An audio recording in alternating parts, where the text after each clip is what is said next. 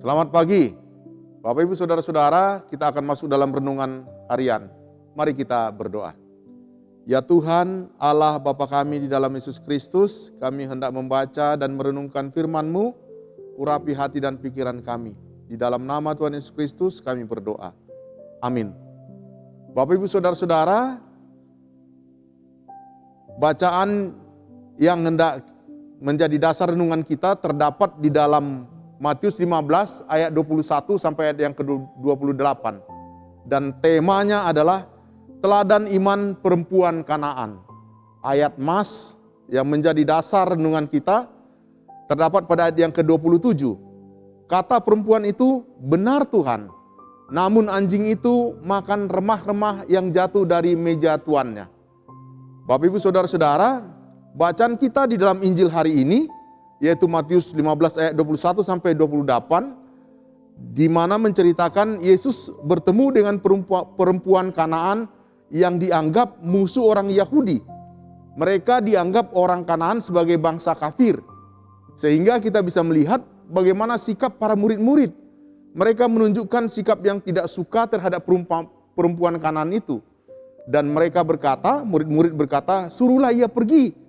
Ia mengikuti kita dengan berteriak-teriak pada yang ke-23. Murid-murid meminta Yesus untuk mengusir saja perempuan itu. Para murid Yesus juga merasa kesal dan jengkel kepada perempuan Kanaan yang meminta pertolongan kepada Tuhan Yesus.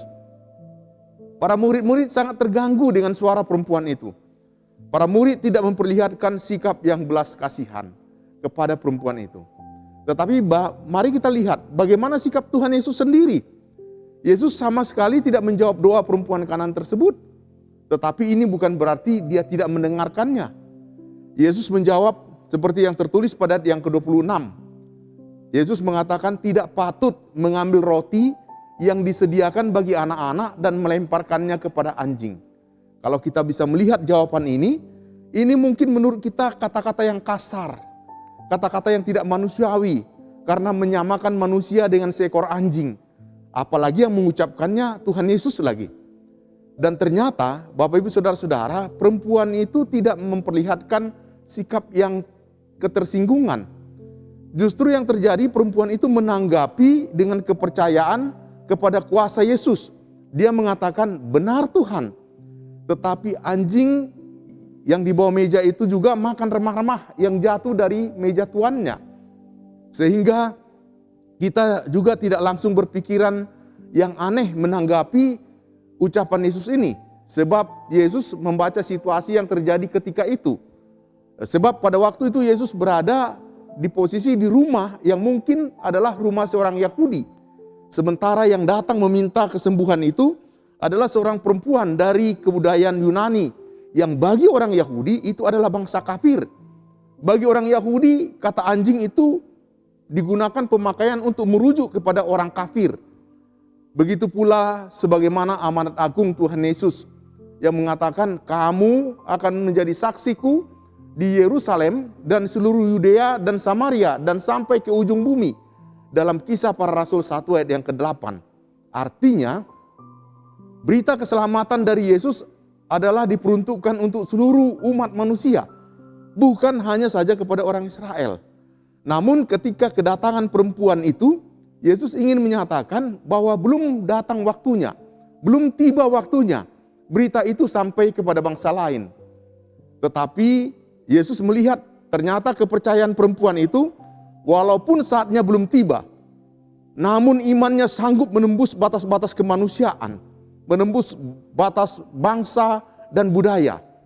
Dan kepercayaannya kepada kuasa Yesus yang tidak dapat dihalangi dan dibatasi.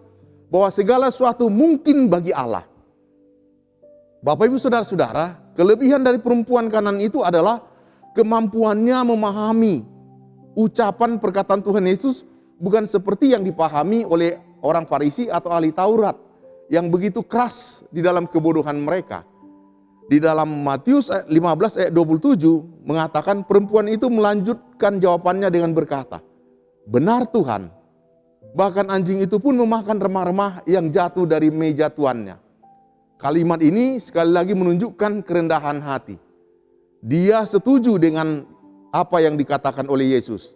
Ya Tuhan, Engkau benar. Saya seekor anjing, tidak pantas mendapatkan itu.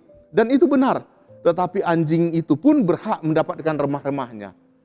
Pernyataan perempuan ini ingin menunjukkan kepada kita bahwa dia rela mendapatkan sisa makanan, meskipun itu hanya remah.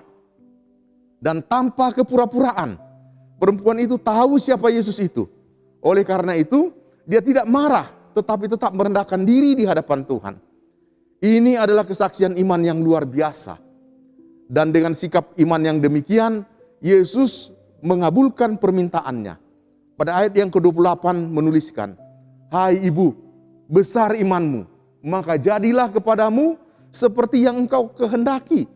Dan seketika itu juga anaknya sembuh. Kasih Yesus dinyatakan. Kasih yang melampaui batas diskriminasi yang dibangun oleh manusia. Bapak Ibu, dari renungan ini, bagaimana dengan kita? Maukah kita merendahkan diri di hadapan Tuhan dan mengalami kasih-Nya yang tanpa batas? Kiranya kita datang dengan kerendahan hati kepada Tuhan. Tuhan memberkati kita. Amin. Mari kita berdoa. Firman-Mu yang kembali mengingatkan kepada kami bahwa kami dengan segala kerendahan hati kiranya mampu menjangkau iman kami kepada Tuhan. Di dalam nama Tuhan Yesus Kristus kami berdoa. Amin.